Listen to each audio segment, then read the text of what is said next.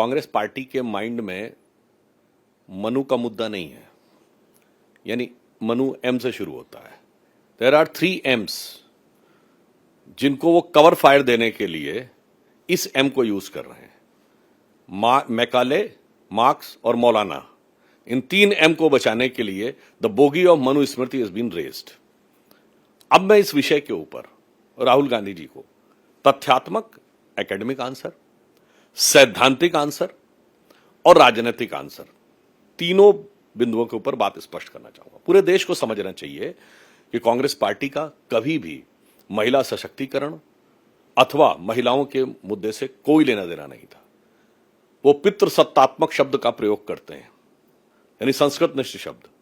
अगर पैट्रियार्की की बात है तो 4 बीवी क्या है, हलाले से महिला का पवित्र होना क्या है, तलाक के बिद्दत, और तलाक के बिद्दत में तलाक का अधिकार सिर्फ पुरुष को, स्त्री को नहीं।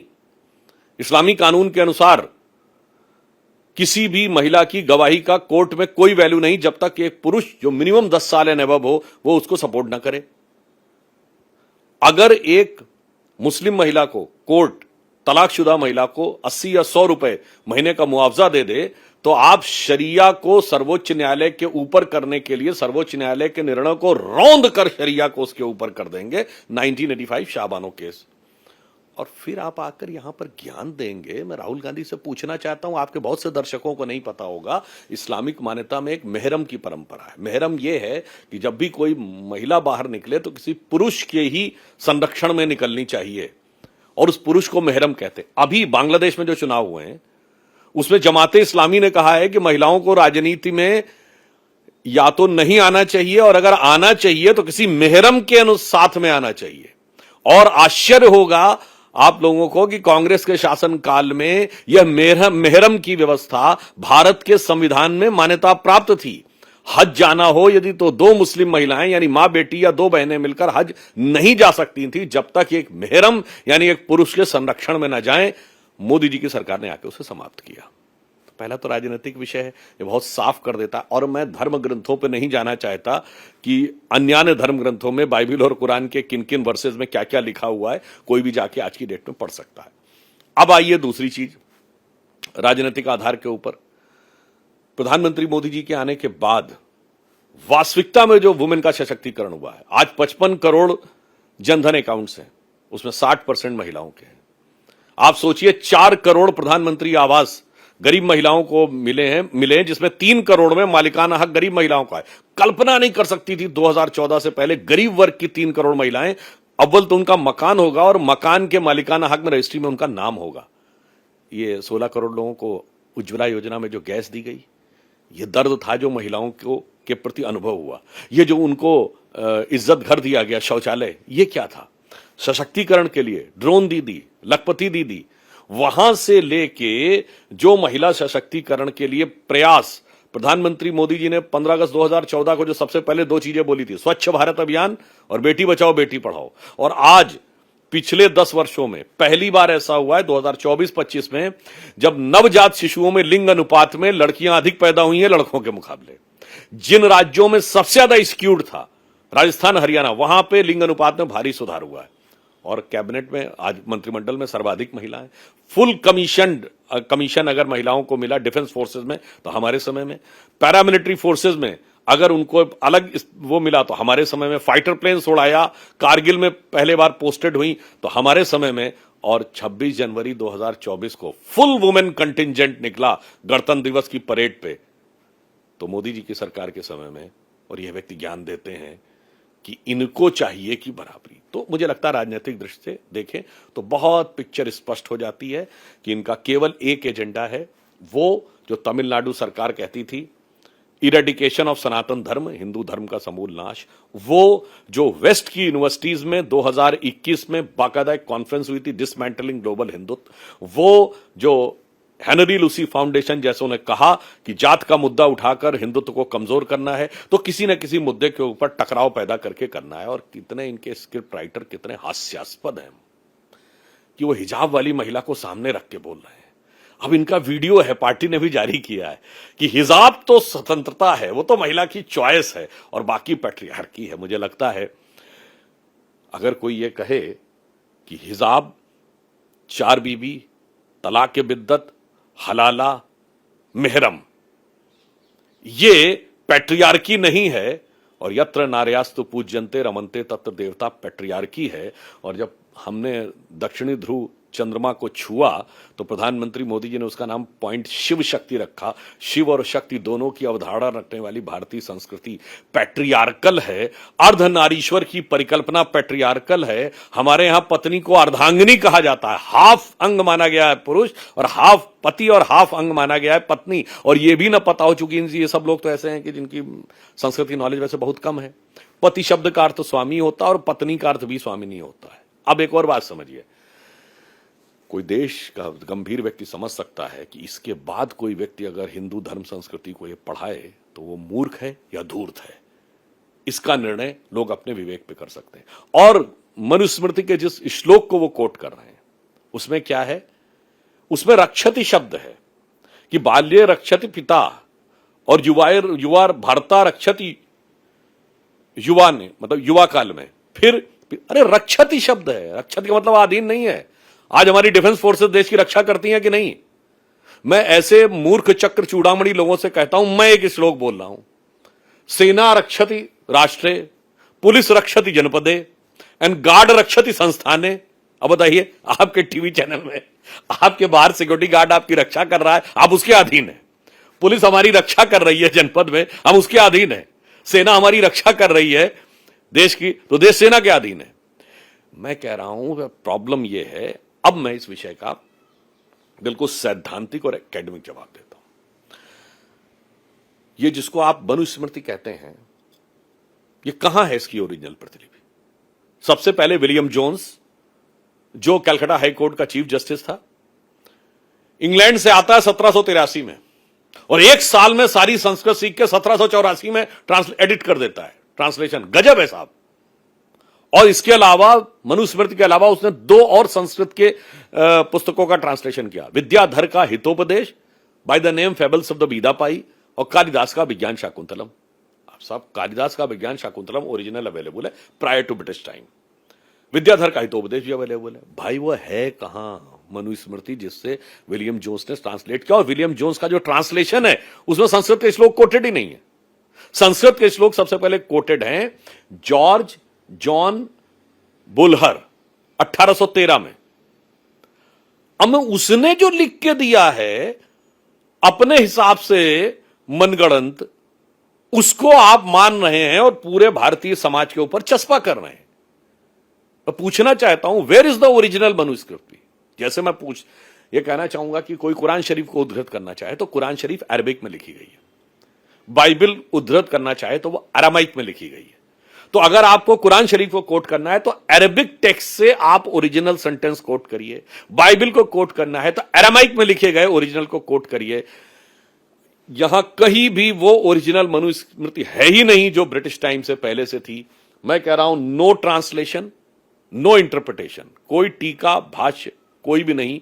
सीधे बताइए वो है कहां? ये विलियम्स जोन्स स्क्रिप्ट को या जॉर्ज जॉन बुलहर स्क्रिप्ट को मनुस्मृति बनाकर हिंदू समाज के बीच में नफरत पैदा करना और हिंदुओं के प्रति फैली हुई अपनी घृणा को इस प्रकार से व्यक्त करना ये बहुत दुखद है।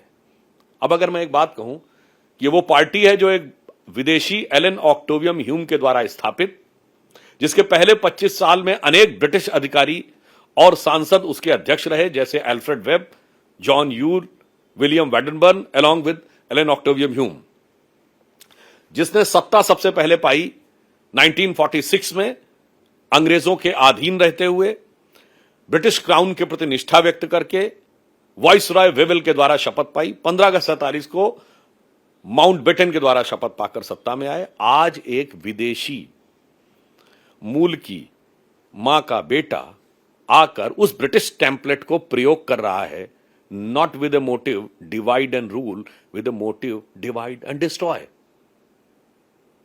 मैं राहुल गांधी जी से कहना चाहता हूं, मैं उनको कोट बता रहा हूं। अब मैं आपको एक कोट पढ़ रहा हूं। अब इसे मुझे लगता है दर्शकों को और कांग्रेसियों को कान खोल के और आंख फाड़ के पढ़ना चाहिए। I do not regard Manusmriti as evil. It contains much that is admirable, but in its present form, it is undoubtedly contains many things that are bad, but they appears to be interpolation. और ये मैं पढ़ इसलिए रहा हूं देवेंद्र जी, क्योंकि आजकल clip cut हुआ गैंग है ना, वो मेरे स्टेटमेंट को मेरा बना के चेप देगा। और ये स्टेटमेंट किसका है?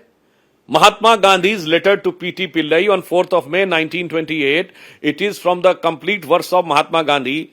It is letter number 348 from from the volume number 36. मुझे याद है मगर पढ़ के बोल रहा हूं, क्योंकि क्लिप पढ़ुआ गैन कहेगा देखो देखो देखो देखो बोला था, जैसे माननीय गृह मंत्री जी का उन्होंने एडिट करके चला दिया था। तो मैं पूछना चाहता हूं राहुल गांधी जी, गांधी जी सही, अभी और सुनिए, दूसरा बोल रहा हूं, there is no doubt about it that the Manu and Yajnavalkya were the great souls and we must read them and what they have written with respect and think. Jawaharlal Nehru on 1st of May 1955 during a speech in parliament, which is mentioned in Jawaharlal complete selected verse of Jawaharlal Nehru series 2 volume 28 page number 60 to 70. अब दूसरा sentence बोल रहा हूं, Manu and Yajnavalkya were great men in our history who have shaped India's destiny, we admire them and they are among our heroes of history. ये कौन बोल रहा है? जवाहरलाल नेहरू 5 मई 1955 को भारत की संसद में बोल रहे हैं, और the reference is selected words of Jawaharlal Nehru series 2 volume 28 page number 468 to 478। अब इसके बाद मैं उन महानुभाव और महापुरुष को कोट करना चाहूंगा जिसको बोलने से पहले ये लेफ्टिस्ट, सेकुलरिस्ट और आजकल के सो कॉल्ड जो समाज में विभाजन क्रिएट करने वाले self proclaimed one and only champions of doctor Ambedkar's ideology, उनके भी पैर तले की जमीन खिसक जाएगी। There is no doubt that the two smritikars who I have mentioned, Yajnavalkya and Manu, rank highest among the 137 who have tried. Both of them have stated that the daughter should get 1/4 of the share in the property. It is pity that somehow for some reason the custom has been destroyed. यानी मनु और याज्ञवल्क्य कहते हैं कि कन्या का 1/4 हिस्सा property में होना चाहिए, बट ये दुख की बात है कि हमारा ये महान ट्रेडिशन खो गया, समाप्त हो गया। Otherwise on the basis of this daughters should have got 1/4 on the basis of own स्मृति। ये किसने कहा है? डॉक्टर बाबा साहब अंबेडकर 24 फरवरी 1949 भारत की संसद में बोला है, और उसकी स्पीच ऑन रिकॉर्ड पे है। तो मैं पूछना चाहता हूं भाई साहब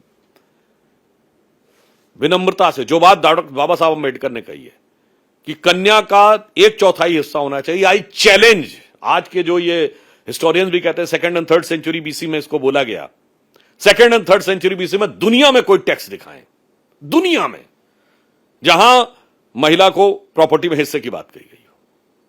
और यह बात सिर्फ सैद्धांतिक नहीं थी, जो मैंने आपको बताया कि हमारे अर्धनारीश्वर की परिकल्पना थी। उसके बाद आप आइए 4वीं शताब्दी में कुमार देवी गुप्त काल में, प्रभावती गुप्त, काकतीय नरेश, रानी रुद्रमा देवी, मैं 7th सेंचुरी 8th सेंचुरी के बाद की बात कर रहा हूं। उसके बाद रानी दुर्गावती, रानी अहिल्याबाई होलकर, कित्तूर की रानी चन्नमा, रानी अबक्का, रानी लक्ष्मीबाई, ये सब मिडिवल एज से, एंशिएंट एज से मिडिवल एज में, जब ब्रिटेन में विचक्राफ्ट एक्ट था, यानी ब्रिटेन में कोई सामाजिक बुराई नहीं थी। ये ब्रिटिश पार्लियामेंट का एक्ट था कि किसी भी औरत को चुड़ैल घोषित करके जला दो। गजब है साहब, आप सोचिए। और इसके बाद मैं आपसे कहूंगा, आपका कैमरामैन जरा इस पे जूम करे। यह है मनुस्मृति, जो कंपैरेटिवली सबसे ऑथेंटिक माना जाता है, पब्लिश बाई भारतीय विद्या भवन, जिसमें 9 टीकाकारों की टीका है, from Kulluka Bhatt to Vararuchi to Medhatithi. और इसमें ये 1972 में पब्लिश हुई है। और जो इन सर्किल है उसमें जानते क्या लिखा है? Publish with the support of ministry of education, government of India. 1972 में किसकी सरकार थी? इंदिरा जी की। अब आइए, मनुस्मृति भारतीय विद्या भवन, पब्लिश्ड बाई, इसमें भी 9 स्मृतिकारों की टीका है। फिर मैं कह रहा हूं, ओरिजिनल नहीं है, टीका है, यानी commentaries. Publish by support of ministry of education, government of India. 1985 में किसकी सरकार थी? राजीव गांधी की। भारतीय विद्या भवन का फाउंडर कौन? कन्हैयालाल माणिकलाल मुंशी। तो गजब का आदमी है ना। अपने बाप को गलत साबित कर रहे हैं, अपनी दादी को गलत साबित कर रहे हैं, बाप के नाना गलत साबित कर रहे हैं, डॉक्टर अंबेडकर को गलत साबित कर रहे हैं, महात्मा गांधी को गलत साबित कर रहे हैं।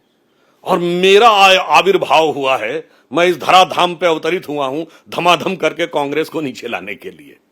तो मुझे लगता है कांग्रेस को गंभीरता से विचार करना चाहिए कि जो अल्ट्रा लेफ्ट ने राहुल गांधी जी के दिमाग को हैक कर लिया है, इसी ने ये एनएसी में बैठकर हिंदू टेरर की थ्योरी देकर कांग्रेस का सत्यानाश किया था, और आज जो बचा खुचा है वो करने में लगे हुए हैं। और मैं लास्ट में कहना चाहूंगा बहुत गंभीरता से, ये विषय मैंने अभी तक कहीं नहीं बोला है, अगर राहुल गांधी जी के मन में पैट्रियार्की को लेकर इतना वो है तो बताएं, उनके परिवार में प्रियंका जी और राहुल जी के सिर्फ 2 ही साल का अंतर है, तो फिर राहुल जी 2004 में एमपी बनेंगे और प्रियंका गांधी 2024 में। चलिए वो भी ठीक है। तो मैं राहुल गांधी जी को चैलेंज करता हूं कि सोनिया गांधी जी क्यों राजीव गांधी का सरनेम यूज किए हुए हैं और नाम बदलें, स्पैश पैट्रियार्की, अपना ओरिजिनल मैटरनल नाम रखें एंटोनियो माइनो, और राहुल गांधी स्मैश पैट्रियार्की, पिता का नाम छोड़ो और माता जी का नाम लेके कहो राहुल माइनो। अगर उनके अंदर क्षमता है और ईमानदारी है तो अच्छी तरीके से समझें और पैट्रियार्की को स्मैश कर दें, माता जी का ओरिजिनल नाम एंटोनियो माइनो और माता जी का सरनेम यूज कर लें। इसी को कहते हैं टोपी पहनाना। फिर मैं कह रहा हूं, dismantling global Hindutva, eradication of Sanatan Dharma, और भारत की युवा बच्चियों से मैं कहना चाहूंगा इस पूरे परिप्रेक्ष्य को देखिए और उसके बाद समझिए कि किस सरकार, किस विचारधारा और किस संस्कृति ने आपको कहां तक पहुंचाया है। इन कांग्रेस के और विपक्ष के मूर्ख लोगों को कभी समझ में नहीं आएगा कि हमारे यहां तो पूरा देवी महात्म्य कहा गया है।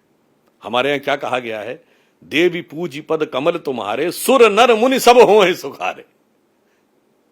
आपने सोचिए, कभी आपने सोचा है कालिदास के रघुवंश में 9 साल की पार्वती जी जब जा रही हैं तो सारे ऋषि मुनि उनकी दर्शन करने के लिए आते हैं।